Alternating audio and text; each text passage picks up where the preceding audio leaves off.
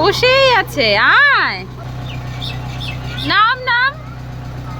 আমি নাকি ওর স্কুটি চালানো নিয়ে ব্যঙ্গ করেছি, তার জন্য নাকি ওকে অনেক কথা শুনতে হচ্ছে। যাই হোক, অর্পিতার সাথে পরিচয় করাই। এই অর্পিতা, রুবি, আমরা সবাই ছোটবেলার স্কুলের ফ্রেন্ড।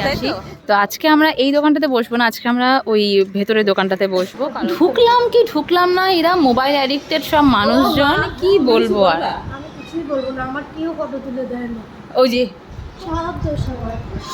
তোকে হানলামই তো দোষ দেওয়ার জন্য, রুবিকে তো দোষ দিতে পারি। আর মা আসার পর থেকে না গল্প করে যাচ্ছি, ওর মনে হয়েছে ওকে আমি পাত্তা দিচ্ছি না, তাই নিচে গিয়ে চেয়ারের নিচে এরকম ভাবে বসে আছে। আসলে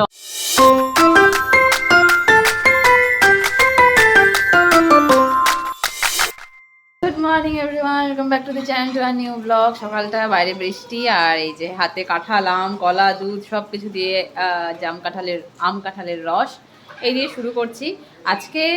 যেটা হলো ওদিকে রান্নাবাড়ি তো মা করছেই, তার সাথে সাথে প্রিয়ানকে নিয়ে আজকে যাওয়া হবে স্কুল বাসে করে বাচ্চাদের সাথে একটু ঘুরতে। মানে ঘুরতে বলতে বাচ্চারা স্কুল থেকে বাড়ি ফিরবে আর পকোকে নিয়ে সেই বাসে করে একটু ঘুরিয়ে আনা হবে। এখানে আসার পর থেকে সেরকমভাবে বেরোনো হচ্ছে না, আর তার মধ্যে বৃষ্টি বাদল রোদ, এক এক দিন এক এক রকম ওয়েদার। তো এই একটা সুবিধে, কারণ আমাদের বাড়ির সামনে দিয়েই বাসটা যায়।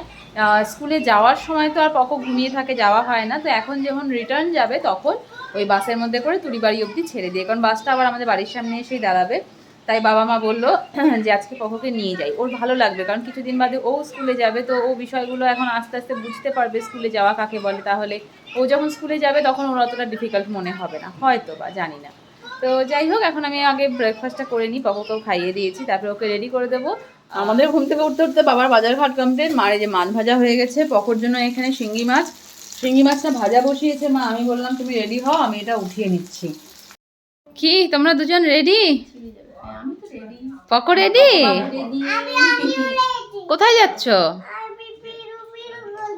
কিসে করে যাবে তুমি? বেরু বাস করে? হ্যাঁ, স্কুল বাসে করে। তো এখানে মা রেডি, পকো রেডি, বাবা বাস নিয়ে আসবে এখন, তারপরে বেরিয়ে যাবে। কি করে উঠেছো যে নামতে পারছো না? হ্যাঁ, ওঠার সময় উঠে গেছে, এখন কি করে নামবো? আমি নামাবো না তো, তোমাকে বারবার করে না করা হয়েছে এখানে উঠবে না পকো। দিদি আর দাদা চলে যাক এখন ঘুরতে, তুমি থাকো বাড়িতে, থাকো বসে, তুমি এখানে দাঁড়িয়েই দেখতে থাকবে, এদিক দিয়ে দেখতে থাকবে দিদি আর দাদা চলে গেছে। কালো জিরা ফোড়ন দিয়ে এই যে মাছটা ভেজে রেখেছিলাম এখানটাতে, এই শিঙ্গি মাছটা, পকোর মাছটা আমি এখন রান্না করে ফেলি, কারণ মা এসে সব করতে গেলে পরে অনেক দেরি হয়ে যাবে। আর এখানে এই কাতল মাছের ঝোল করার জন্য মশলাও মা রেডি করে রেখেছে, যদি সম্ভব হয় তাহলে ওটাও করে ফেলবো। এই এখানটাতে আমার শিঙ্গি মাছের ঝোল প্রায় হয়ে এসেছে, আর একটু এটাকে জাল দেব। এই রান্নাটা সব থেকে আমার কাছে সহজ মনে হয়, শুধু লবণ হলুদ দিয়ে, মানে বাচ্চাদের খাওয়ার জন্য। এই তুই দুষ্টুমিগুলো করিস না, মা এখানে দাঁড়িয়ে অপেক্ষা করেই যাচ্ছে কখন বাস আসবে। আরে এর অপেক্ষার শেষ নেই, এ একটা জিনিস নিয়ে কিছুতেই থাকতে পারে না। এখনই তো বাসে করে যাবি পকো, এখান থেকে পড়ে গেলে কি হবে জানিস? কতটা নিচে, সত্যি কথা রে বাবা, তুই একদম কথা শুনিস না। দেখ তুই কোনো, এই যে বাস এসে গেছে, এতক্ষণ ধরে অপেক্ষা করলো, ব্যাস এখন চলে যাচ্ছে বাসে করে ঘুরতে। পকো কি খুশি, সামনে থেকে যাই। এই যে ছোট ছোট পকোর দাদা দিদিরা কত সুন্দর স্কুলে যাচ্ছে। ওই দিক থেকেই চলে গেল।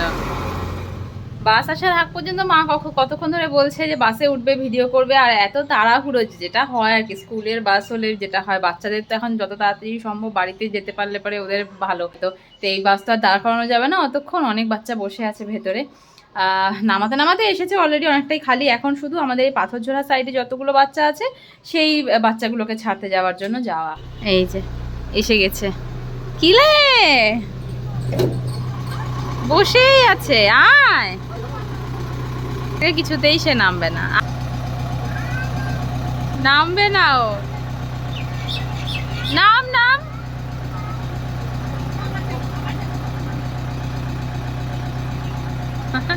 ও মা, নামবে বলে দেখো বাস নিয়ে চলে গেল আবার। এই কি, নামতে চাইছে না সেটা বুঝলাম, কিন্তু তারপরে আমাকে না বলে আমি দাঁড়িয়ে আছি ওয়েট করে যে নামবে নামবে, ও মা, তারপরে দেখি বাস নিয়ে আবার চলেও গেল। কি মানে আমাকে বলে তো যাবে যে না ওকে একটু ঘুরিয়ে আনি বাসটা নিয়ে, বা কি কি বৃত্তান্ত কিছুই বলার নাম নেই, চলে গেল আর আমি দাঁড়িয়েই আছি। আচ্ছা, তো ওদিক দিয়ে ঘুরিয়ে বাসটাকে আনার জন্য আবার চলে গেল, যে অন্তত এইটুকু টাইমের জন্য তো অ্যাটলিস্ট একটু বাসের মধ্যে থাকতে পারবে। সে ছেলে কিছুতেই নামবে না। এদিকে বাবা মাও আসলো আর দাদাও আসলো, একসাথে ঢুকলো দুজনে। হ্যাঁ বললাম না বাসে করে ঘুরতে, না বাচ্চাগুলোকে রাখতে গেছিল পাথরঝোড়া। হ্যাঁ আজকে লোক কম আছে। বাবা দাদা আসার সময় আবার কি কি নিয়ে এসেছে আমার জন্য? কর্নেটো। কালকের থেকে বলে যাচ্ছি কর্নেটো খাবো। কালকে কুলফি নিয়ে এসেছিল, আজকে সবার জন্য কুলফি, আমার জন্য কর্নেটো চকলেট। তা বাটারস্কচ না তো, এটা এটা ডাবল চকলেট, ডাবল চকলেট। যাই হোক, এটা আমি আগেই ঢুকিয়ে রাখি আমার ছেলে আসার আগে, না হলে পরে আর ওটা আমি খেতে পারবো না। ওকে দুপুরবেলা ঘুম পাড়িয়ে রেখে তারপরে খাবো। আইসক্রিমটা ভেতরে রেখে আসলাম। কিলে কোথায় গেছিলি? কেমন ঘুরলো? ঘুরলো, দেখতে দেখতে গেছে জানলা ধরে। হ্যাঁ আসার সময় আমি একটু রোদ পড়ছে তো জানলাটা ছাড়ালাম, আমার কোলে মাথা দিয়ে ব্যাস ঘুম ভাঙলো। এই যে বাড়ির সামনে এসে বলে নামবো না। তুই ঘুমোতে গেছিলি? আমি যাবো। আর বাচ্চাগুলোর সাথে কথা বলেনি? ওরাও তো ছোট, ওরা কথা বলছে না তো। আর ও জানলা দিয়ে দেখাতেই ব্যস্ত, কাউ দেখবে গোট দেখবে। কটা কাউ দেখেছো তুমি? অনেকগুলো। মজা চাপো বেবি, যাবি না? কয়দিন যাবি না দেখবো আমি। ব্যাস এসেই বসে গেল। মামাই আইসক্রিম এনেছে, মামাই আইসক্রিম দাও দাও করে বসে পড়লো, দু পা ছড়িয়ে এখানটাতে। কিলে ভালো? থ্যাংক ইউ বলেছো মামাইকে? বলো, বলোনি তো, বলো এখন। ওয়েলকাম তাকলু।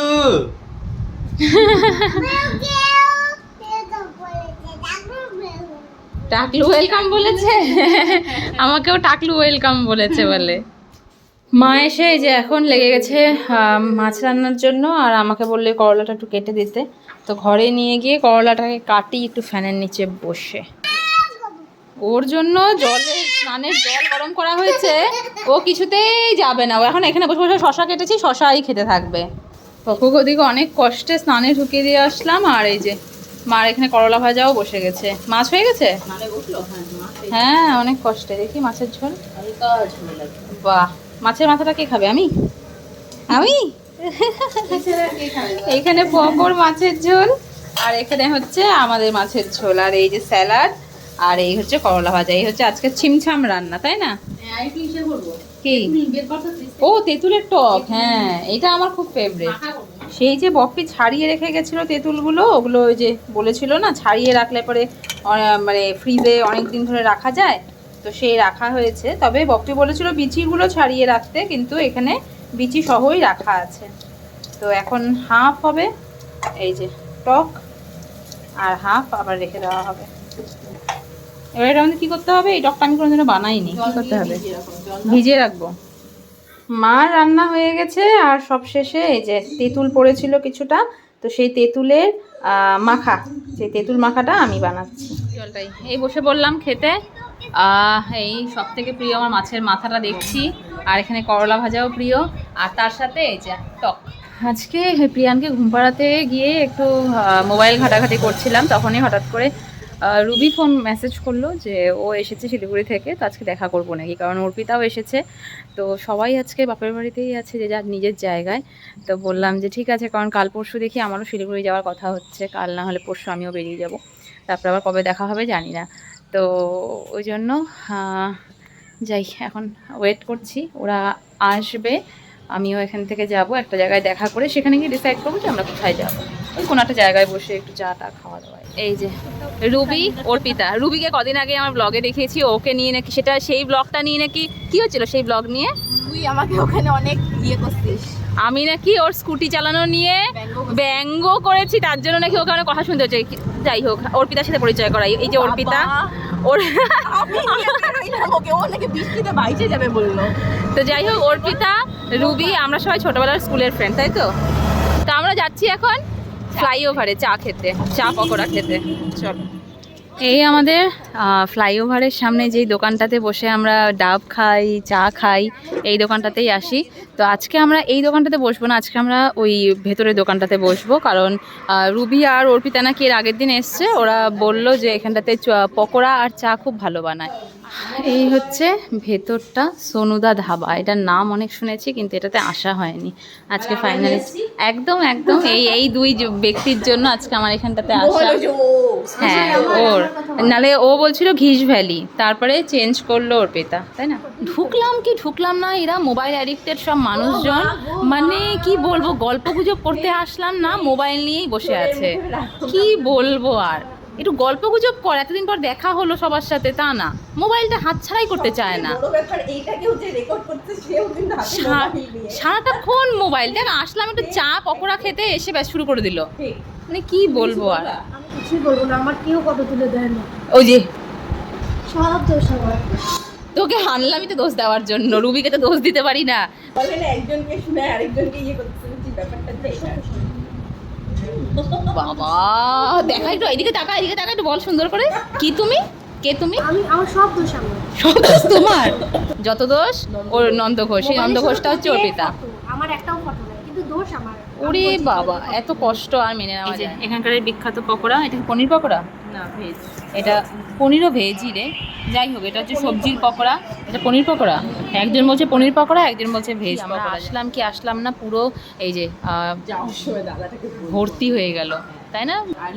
লক্ষ্মী, 3 লক্ষ্মী ঢোকাতে একদম লক্ষ্মীতে ভরপুর একদম। হ্যাঁ তুই ফটোই তোল, আমাদের ফটো তো তুলবি না নিজের মোবাইলে। এই যে দুধ চা তোর জন্য, আর লাল চা আমার আর রুবির জন্য, মানে ভরাট করে। আমি লাল চাই খাই, খেলে আমার দুধ চা খুব একটা ভালো খাই না, আমি চা খাই একবারে। সে আমাকে আগের বারও তাই, আমার কাপটা নিয়ে ফটো তুলে মুখ টুক দিয়ে তারপরে আমাকে দিয়ে দিল। ছোটোবেলার বান্ধবী বলি কি যা খুশি তাই নাকি? হ্যাঁ আমার কোনো মান সম্মান নেই। যাই হোক এনার আবার আজকে অনেক ব্যাপার আছে, উনি আজকে ভেজ, যার জন্য কিছু খাবে না, তো আমি আর রুবি এখানে খাবো। এটা তো একই রান্নাঘরে বানায়। হ্যাঁ একই রান্নাঘরে খাওয়ার খেতে কিছু যায় আসে না। তাহলে এটাও খা তাহলে। ঘুরতে গেছিল। না না, আমি এটা ওকে রাখ না। চা নিরামিষ কিন্তু পকোড়া নিরামিষ, তারপরেও বলে যে একই রান্নাঘরে, কিন্তু চাটা একই রান্নাঘরে বানালো, তার জন্য কিছু যায় আসে না। না কি যে আজব আজব তোর যুক্তি। এই যে আমাদের চা শেষ হয়ে গেল, চায়ের নেশারু এখন আবার আরেক কাপ চা অর্ডার করলো। এদিকে পকোড়াটা না এ খেলো 2-3টা খাওয়ার পরে ব্যাস শেষ। আমি বসে বসে খেলাম, এখন আমার গ্যাস অম্বল সব হবে। খাইয়ে দেয় এসে আবার ভাত হয়ে গেছে, আমার পেটে জায়গা নেই। তো অর্ডার করলি কেন পকোড়াটা? এত কি খাবি? শুধু চা খাবি? বিস্কুট দিয়ে খেতাম। এত সঞ্চয়ী আর সংসারী কবে হয়ে গেলি? ওই না আমাদের হয়ে গেল অনেকক্ষণ ধরে, আমাদের আর পরে যারা এসেছিলো তারাও বেরিয়ে গেছে, আমরা এই গল্প করতে করতে। আর পকো ফোন করে বললো মাম্মা কিছু নিয়ে আসবে, তাই ওর জন্য পকোড়া নিয়ে নিলাম, মানে বাড়িতে সবার জন্যই নিয়ে নিলাম। তো এখন যাব আমরা বাড়ি। দিনের আলো থাকতে থাকতে ঢুকলাম আর এখন বেরোলাম রাতের অন্ধকারে। আর এইটা এমন একটা জায়গা, আসার সময় এখানে টোটো পাওয়া যায়, বাট যাওয়ার সময় কোনো গাড়ি পাওয়া যায় না। পাবো রে, এই আমরা বের হয়ে কোনো গাড়ি পাচ্ছিলাম না যে বাড়ি যাবো। ওদিকে মা ফোন করে বলছে যে যেহেতু বলেছি পকোড়া নিয়ে যাচ্ছি, চা বানিয়ে বসে আছে। তো এই ফাইনালি পেলাম টোটো, এখন সবাই মিলে যাচ্ছি আমরা। আজকের মতো আবার কবে দেখা হবে? হইতেও পারে, কালকে নাও হইতে পারে। কালকে হতেও পারে, নাও হতে পারে। আমি যদি চলে যাই তাহলে আর হবে না, যদি থাকি তাহলে হতেও পারে, দেখা যাবে। চল টাটা। এখন এদিক থেকে ওরা চলে যাবে রোডের ওই পাশে, আমি চলে যাব এই পাশে। জাস্ট ঢুকলাম এখন বাড়িতে। এই যে তোমার জন্য কি এনেছি, পকোড়া এনেছি। এটা পকোড়া বাবা, তাড়াতাড়ি খোলো। দাও দিদিয়াকে দাও, দিদিয়া খুলে দেবে। তুই আমার কাছে আয় একটু, জিনিস দেখে ব্যাস হয়ে গেল। আর মা আসার পর থেকে না গল্প করে যাচ্ছি, ওর মনে হয়েছে ওকে আমি পাত্তা দিচ্ছি না, তাই নিচে গিয়ে চেয়ারের নিচে এরকমভাবে বসে আছে। আসলে অনেকক্ষণ ধরে ছিলাম না, এতক্ষণ পরে এসছি, তাও ওকে নিয়ে বেশ কিছুক্ষণ গল্প গুজব করেছি। কিন্তু ওর একটাই বিষয় যে ওর সাথেই সবসময় গল্প করতে হবে, কারো দিকে তাকানো যাবে না। এই রাগের চোটে একবার এই যে ক্যারামের সব গুটিগুলো ফেলেছে, তা আমি বলেছি নিচে গিয়ে ওগুলো তোলো আগে, তো সেই তুলতে গিয়ে এরকমভাবে মাথা নিচু করে বসে আছে। অনেকক্ষণ পর তাকিয়ে দেখি এই অবস্থা। পকো দেখি, তাকাও।